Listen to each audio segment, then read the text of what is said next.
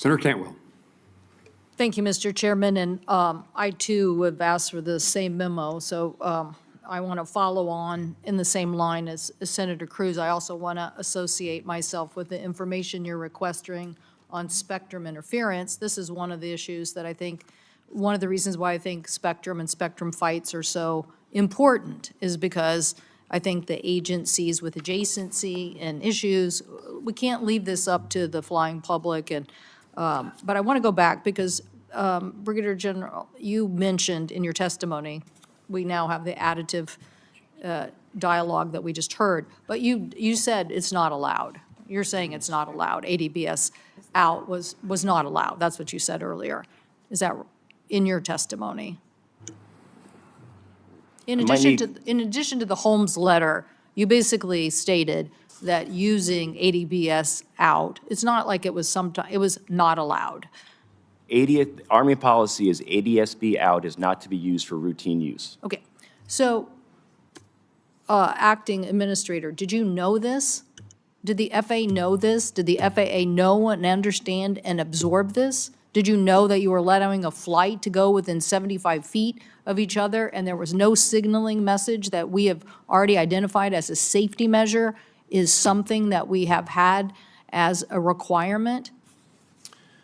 So I understand the FAA was aware of this. We have an existing memorandum of agreement with the Department of Defense. Did you know it was 100% as the Eleanor Holmes Norton and as the Brigadier General is pretty clear this morning, we don't allow it, even to the point of not answering Senator Cruz when they're going to change it, because I'm pretty sure their attitude is going to be, we don't allow it. He's going to say he would rather have a route somewhere where he can fly without it. That's what he's going to say. And so, you know, that's a separate issue over here. Our job, though, is the FAA oversight, and you can't give exemptions to things that you don't understand. And so he, in their application, kind of made it sound like, well, it's not going to be that routine, but he's very clear. They're never turning it on if they don't have to. They're never turning it on. So what I don't understand is why the FAA didn't understand that. Why you would allow this design. This is the wrong design. Whoever said you could fly in this airspace this close together without a safety feature that was already being required by the FAA and then giving them an exemption makes no sense. So why did you allow it to happen? So I can't speak to why the previous administration may have allowed for that memorandum of agreement, which is why we, effective today, will require in any DCA Class B airspace, ADSB out to be turned on, except in very limited circumstances. What are those other limited circumstances? So that other would, agencies? Is there any other agency that's doing this? So that we have 46 different helicopter operators within the National Capital Region. But again, DCA Class B airspace will now require ADSB on to be out. What other agencies are operating this way? So we have certainly a number of military units. We have local law enforcement. We certainly have the Department of Justice and FBI. We have a number of different agencies that fly the Park Police, and those are the entities that we're working with closely now to make sure, first and foremost, they understand the new restrictions that we have in the airspace. Do they have exemptions? Some of them do. Are you concerned about this? Absolutely, which is why we immediately put in place the requirement to have ADSB out on. And so you think they're operating that way? Yes, ma'am. You think that Homeland Security is operating that way?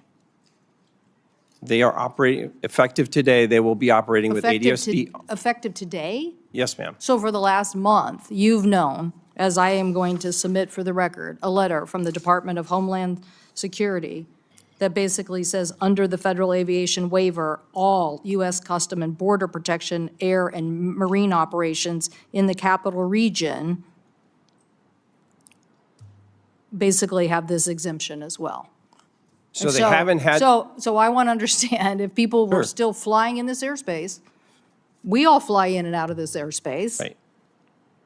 Do we now have to worry about other operators in this airspace that may be doing the same thing as happened with the military? So And I now should- you're telling me you're going to take action today. I should clarify, immediately after the accident, we put the restrictions in place so that no mixed traffic could occur. No helicopters and fixed wing in the same airspace. Today, we're requiring the ADS-B out to be on. So previous to this day, the fixed wing as well as helicopters were not allowed in the airspace. So we cleared So now the today- complexity of that airspace. Now today, you're going to say to Homeland Security, you have to have ADBS, basically, the automatic surveillance broadcast system has to be on. You're going to make that today. That's correct. Well, I For would. any of the Class B airspace that you can see in the graphic, in that red airspace, that's required. Acting Administrator, you're not building faith in this system of oversight of the FAA if you're telling me that we now have a bunch of other operators in this airspace that you now said after the accident were prohibited, but now you're going to turn it back on, and if they meet this requirement. And we have letters from them thinking that they're exempted. I want to see this rule. This would have been a great debate with Mr. Bradbury before the committee, because the American people, these poor families have lost loved ones. This is not their day job. It is your day job. It is the day job of the FAA not to allow these exemptions to become prolific and everybody use them, and then us have to sit here and figure out how to do our oversight job of you to make sure that these details are exposed, when we can't even get a memo from some of these agencies. So, Mr. Chairman, I know my time has expired, but I will come for a second round with the witnesses, because I think it's clear. The NTSB has been very clear on the requirements for ADS-B in, and in this case, if they would have listened to them, it's $40,000 to equip, $20,000 to equip one plane. You could probably equip the whole fleet of aviation for $100 million.